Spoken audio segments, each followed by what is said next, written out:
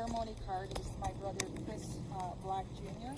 will give us represent the family in the eulogy. Profoundest apologies for the hair on my jacket. I own a border collie. He's very cuddly. I have the obituary here, but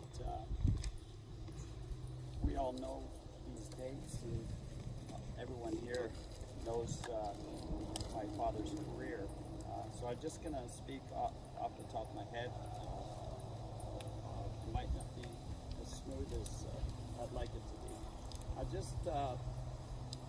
We're all going to come to this point in our lives.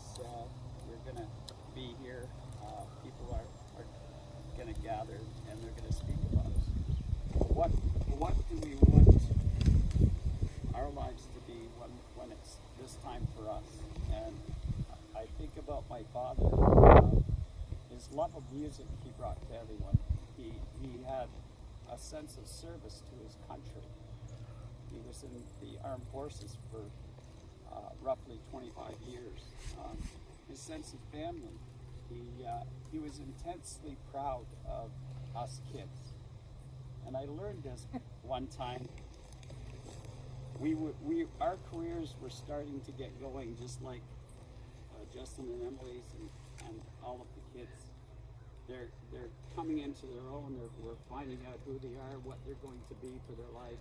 We're seeing their families get started. So when it was that time for me, Dean, and Kim, we would come home, and my dad would be very interested in what we're doing and how our careers are going. And he had to reach sometimes to understand my IT career, when I was coming home in the 80s.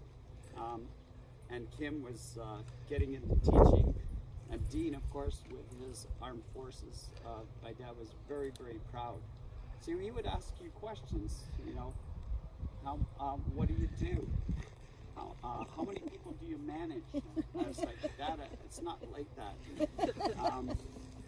And he would gather this information, but then he would tell me what Dean was doing. And he would talk about Kim. And he would talk endlessly. And I said, I can't remember whether it was Dean or Kim or both, but I said, when I go home, all he does is talk about you. And they said, he talks about you. So he was very proud of us.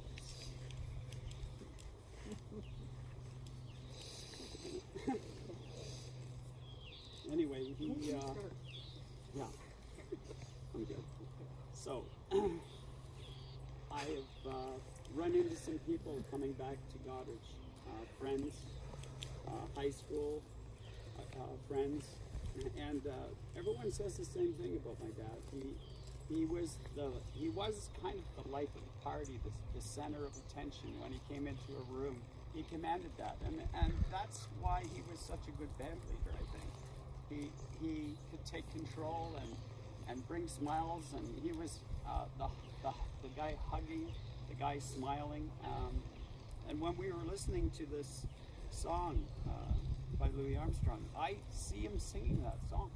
I've heard it many, many times, probably 100 times, and I can actually see him singing that song.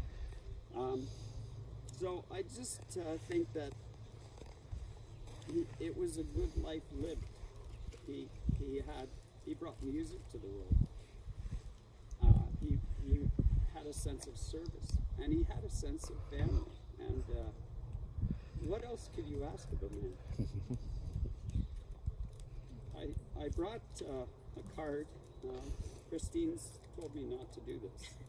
But the first of my dad's sisters that left us was Ida May. And I just want to read this. I think it's appropriate. We miss thee from our home, dear. We miss thee from thy place. The shadow over our life is cast. We miss the sunshine of thy face. We miss thy kind and willing hand, thy fond and earnest care. Our home is dark without thee. We miss thee everywhere.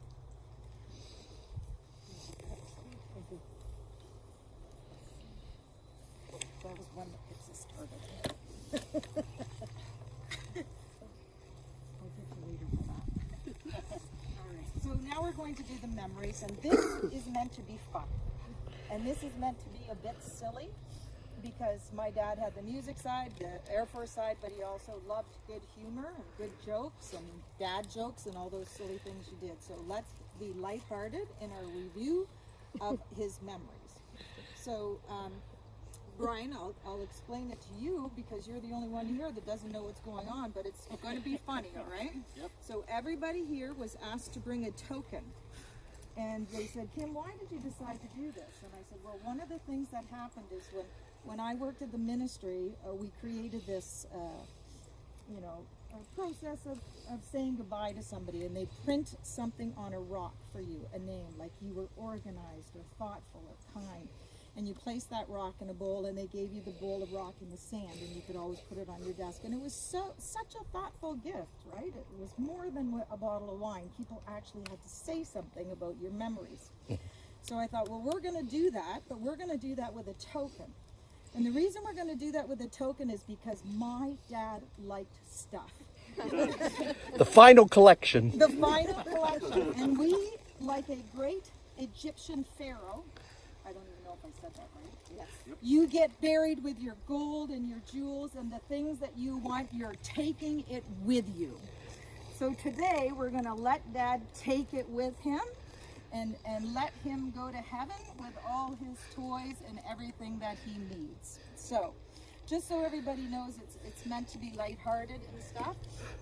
The first thing we're going to give him is we are going to give him his loved Louis Armstrong music CD. So he has something to listen to there. And the last time I heard my dad sing that was in my basement. So here you go. And I'll ask that you please pass your token to me, okay? So we're going to give him some Louis Armstrong, and my mom is going to go last. She has some items there. And I'm going to ask a special guest before we go to family. I'm going to ask Ron Tazell, who is a very special guest from his music life, to stand up and please tell us what token you're going to let Dad take with him. Well, I have it here in my hand, and I figured by now he's got me organizing something up there. You've probably got a And band he going. may need some instrument help. Yep. So I have a mouthpiece for him, and I've known Jennifer and Chris for 46 years, and I couldn't ever talk about a better company than both of them. They've been great people, and I enjoyed playing with Chris. It wasn't a job, it was fun. It was a fun deal, and like you said, he had a great sense of humor. He did. And I remember when we started, we were getting exposure, so he booked us for a week at a Howard Johnson Hotel in London. And when we drove up there, we all had a big laugh because the marquee wasn't big enough for all the words. So what it did read was Chris Black and the Swinging Bras. Couldn't get that last S, there was no room. I've never heard that story. Yeah, That's well, that fantastic. happened, That's yeah. fantastic. And Chris was not only a good friend, he was a gentleman. He was well learned, he's well taught, he could handle any situation, and I really miss him. Hi, we do too. Thank you very much. Thanks, And Ron. we are going to do family at the end. That's okay. So I will ask Christine and her husband Rick. This is my cousin, and Christine's mother is my godmother, Gigi Boucher, and Jerry's my godfather. Thank you for coming. Thank you for representing. Thank you for inviting us. The family. So mine is a picture of a yak, Oh, and I have a reason for that. Here you go. When Uncle Chris used to come to see us in the summer, he'd come and visit often in the summer to see Grandma and Grandpa. And my brother Eric and I thought he was just hilarious because he would say things and do things that we didn't really hear from our other aunts and uncles. And two things, and because we're talking about his sense of humor. The one was the one year he came, and Uncle Jack had gotten new dentures. And Uncle Jack's dentures didn't fit very well. oh no. And when he talked, he'd make this chomping sound. And Uncle Chris the next morning woke up and said, "Damn it all, I had a dream that Jack's dentures were chasing after me." And Eric and I thought it was awesome. So the yak is One year, Eric and I got into an insult contest with him. And he had to concede. Eric and I had to gang up on him because he was so good. But we told him, may a yak in heat fall in love with your shin. And he told us that we won the contest. So to me, just that represents his awesome joie de vivre, his sense of humor. So that's great. Thank you. So this is closest thing I could find. It's a Buzz Lightyear, but it's not Buzz Lightyear. Okay. 33 years ago, I was introduced to the Black family at Grandma and Grandpa's 60th anniversary in Iroquois Falls. And Christine wanted me to meet her uncle Chris. And I said, where is he? And she goes, he's the guy in the white pants. So that's the first time I met your dad. And every time, I swear, after that, he had white pants on. So that's my memory of Uncle Chris.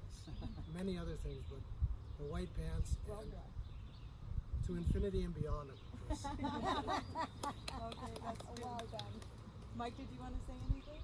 Well, I didn't get the memo. Oh, sorry. That's okay, but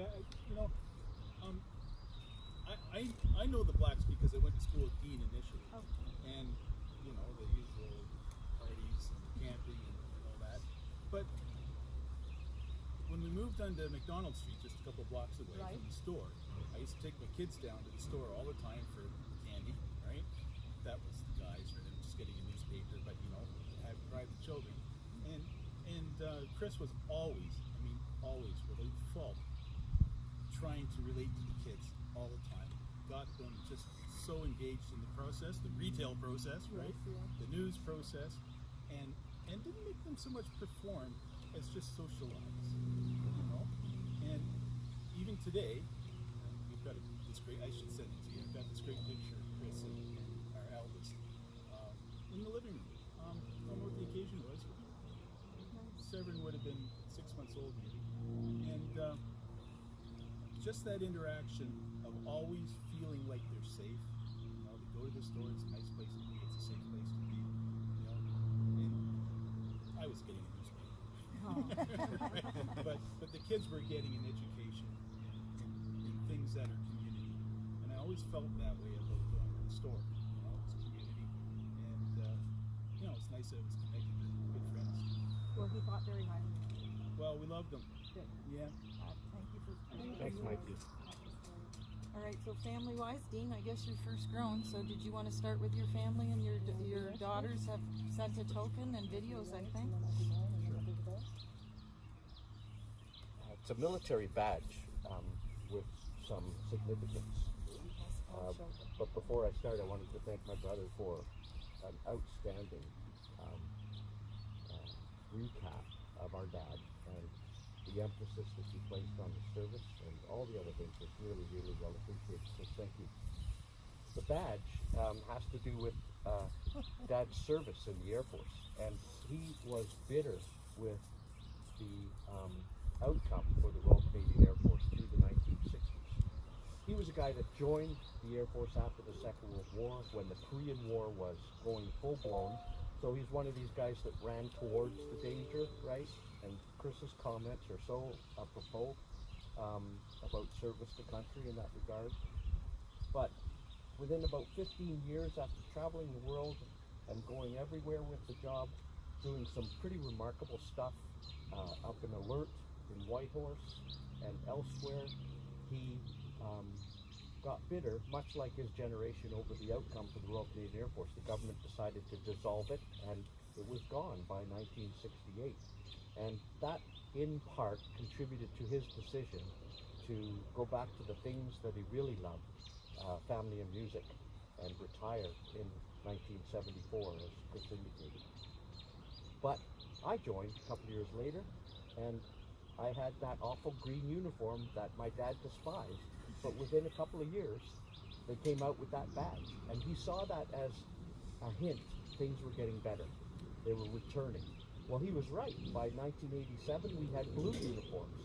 And today I know he would really appreciate that the Air Force blue uniforms are now adorned with the rank pattern and style that was in place when he joined the Air Force in 1951.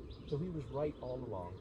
And that little badge is there to help remind him the thing that he loved in 1951 is still going strong. Thank you. I missed the memo about it being lighthearted, so I'm sorry. Oh, you can do whatever you want. So, and I'm not very good off the cuff, so yes, I have 2 sheets.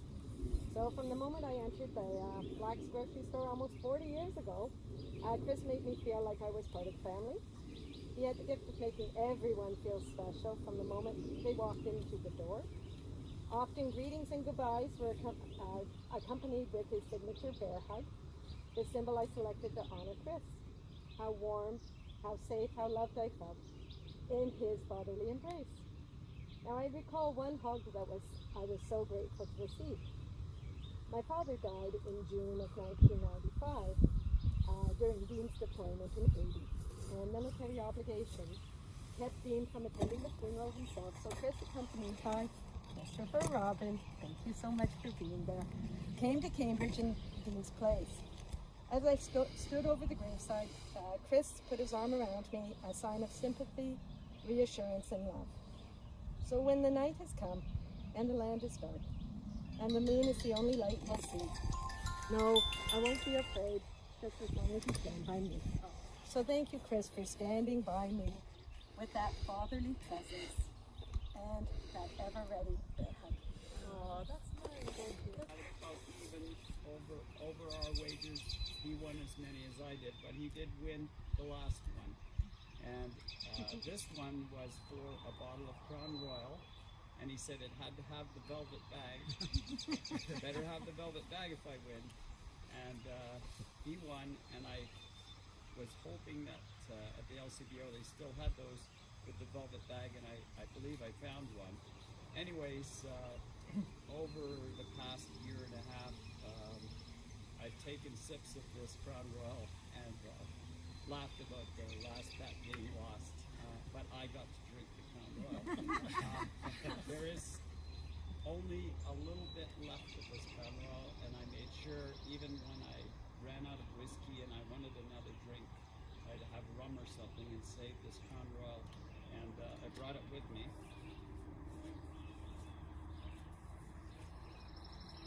I transferred it into the non-velvet bag version, and I thought it would be appropriate for the Blacks to have the last one.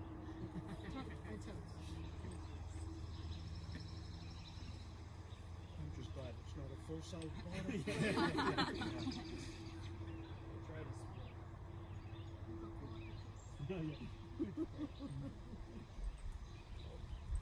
Good work. Good. Deacon Brian, look away. Or maybe he wants a little. Dad, you won the bet, and here we are toasting you. Chris.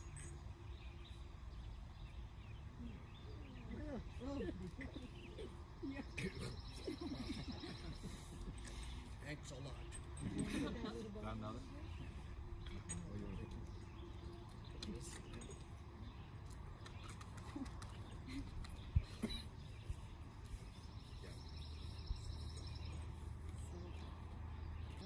I just have a short one. I brought a poker chip.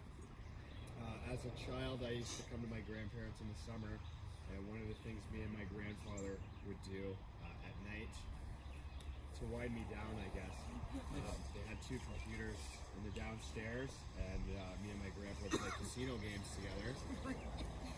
And one of the things I always remembered is he'd always look over his shoulder and go, "Well, are you winning?" And I didn't really know.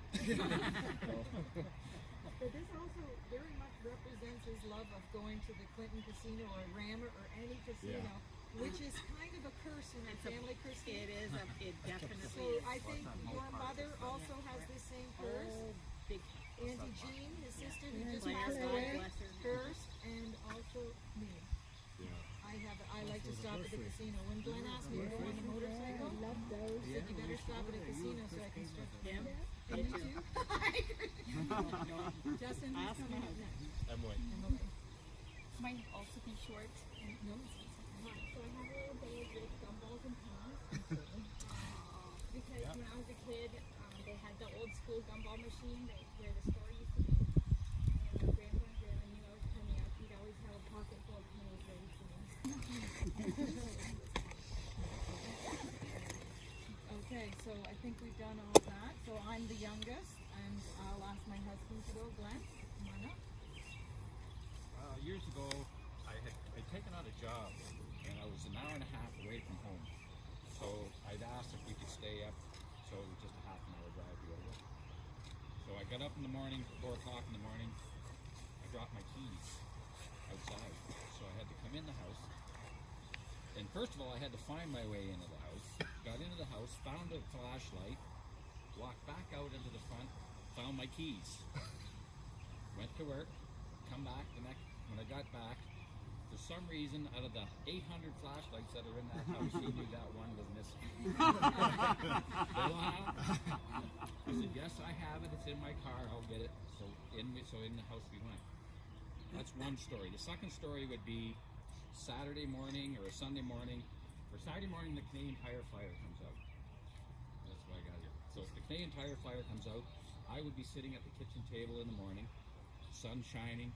There's only 2 people up in the house, myself and him. And I was reading, I went through the Canadian Tire thing, and I says, why are all these circles on the Canadian Tire Flyer? And she said, well, Daddy would go through the flyer and circle it, and then she would run out and get it. I was okay. But normally I'm the guy that was doing all the little maintenance around there, so I was always aware of what was around for tools. And there was always extra tools, and I could never figure out why. But yeah, the good part about that is that he'd always have doubles. There was always a double of something, and I found out why, because usually at Christmas time, I would get that extra stuff. It's a win-win. So I have here a Canadian Tire Flyer, so he has something to look at. A pen, which he collects thousands of, to circle, and a flashlight to read.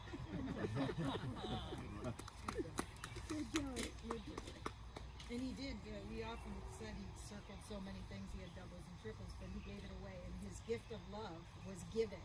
So if you know the 4 gifts of love, his was giving for sure. Okay, as the daughter, I guess I'll tell you one of mine, but I'm going to end with another one, and I'm going to ask my brothers to come up, and I do will before my mom. One of my favorite memories with my dad was before the age of Netflix and everything. At Sunday nights before school started, you could watch a movie. I can't remember if it started at 8 or 9, but those were the days where you couldn't stop. You had to run to the washroom and come back, and you missed something, and etc. But my dad gave me the love of movies, and he was a big Clint Eastwood fan. He had a poster of Clint Eastwood up in the house, so I'm making sure that my dad has a movie to watch. When the movie was over, I had to go to bed. Like, what, did you see that movie? That movie was so good. And even right to the end, we were discussing, what was his favorite movie, Mom? That one? The Enigma. The Enigma. Oh my God, he must have watched that 10 times in the last few months. He loved that movie so much. So we're going to give him a movie today. I have a nickel from Auntie Dee Dee. And when I told her we were doing this, when I was up for Auntie Jean's funeral, she said, would you put a nickel in for me? And she explained the story. So there's quite a bit of age difference between his youngest sister and Dad. So, you know, even when she was 4 or 5, Dad was leaving at 18, 19. But when they were little and still at home, Dad did something at home that he used to do for us. Wake up on Sunday morning and put music on. So in my house, we rarely had the TV on Sunday until after supper. It was music all day. And she would come out and sit beside him, and Dad said, Gigi said, for every song she got right, my dad gave her a nickel. So right from the get-go, he was playing Name That Tune. And my dad would play the trumpet at our birthday parties, and we would play Name That Tune. And because of that, we know all kinds of music genres that most people our age don't know, but Gigi does as well. And I know that she loved the song Begin to Begin. So Lindsay, she asked me to put a picture in. And if you'll just give me a second, I will read her note. Lindsay is our cousin, and Lindsay wanted to contribute today.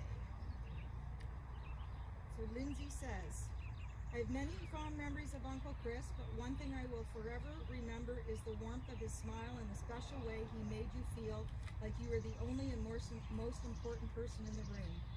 I remember when I introduced Ben to Uncle Chris for the first time. As we walked away from that evening, He made the same remark unprompted. Ben did. He makes you feel important. His smile and his special ability to make you feel insanely special. Uncle Chris loved his family intensely and sincerely, and we were so unbelievably lucky to have been able to call him ours. Rest well, Uncle Chris, we love you. All right, and my neighbors, who don't have an extended family, always considered my mom and dad grandma and grandpa. So the Cars, who have spent many, many Christmases with us, have sent a token as well. And it's John, Kathleen, Natalie, and Michelle. And every Christmas after supper, I always got a card game going, mostly to keep everybody busy so Glenn and I could clean up the kitchen.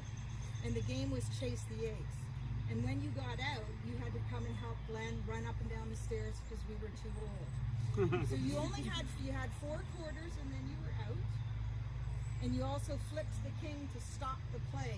And it always made my dad mad when he couldn't push his ace to the left and get rid of it and the king was flipped. So they have sent Chase the Ace and the King Stopper and his 4 coins. And I don't know if you remember, but every once in a while my dad would cheat. Or he'd figure out a way to get back in the game. So they always got a big chuckle out of Uncle Chris, or Grandpa Chris really, playing Chase the Ace. And I think that is everyone. So my mother, you'll see on the card, my dad was known for his trumpet playing. And he was also, when asked, I asked him, I said, if you had a gravestone with an epitaph on it, what would you say? And he said to me, I would put, I did it my way, after that famous song, I did it my way. So we will be placing a small trumpet in with him so that he can have his instrument with him, and we thank Ron Tizell, a special guest here, for giving him his mouthpiece to play his trumpet. So Mom would also like to finish off our memory section, and then we'll finish our day. And what is this, Mom? Why are we putting in this? He had a vast collection of Coca-Cola items, and he loved to drink Coca-Cola. Yes. There's only 2 drinks I ever served my father. That was a Coke on ice and a Caesar. And he loved his Coke collection. This is a Pez, and a Pez candies, because he loved the Pez. And every time I went out, he said, get me another Pez, get me another Pez. He said, get me another Pez, and it is also a Christmas Pez. He chose that on purpose because he was born on Christmas Day, and it also allowed us to put his gifts in. So for laying to rest, my mother and I will be placing the flowers at the top of the and that will go on top of his headstone when he gets that, and we will lay him to rest. Trumpet. Thank you, Kim. Thank you, everybody. Deacon, thank you.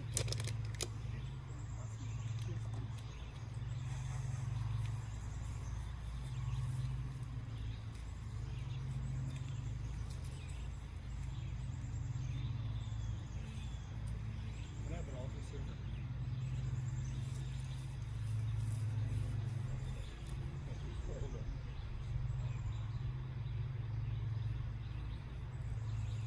O God, by whose mercy the faithful depart and find rest, bless this grave and this urn, and send the living angels to watch over it.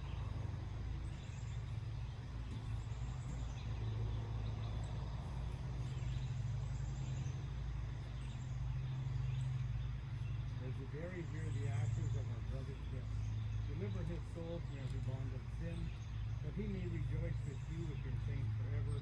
We ask this through Christ our Lord. Amen. Amen. Thank you very much. And my brother Dean will finish our service today.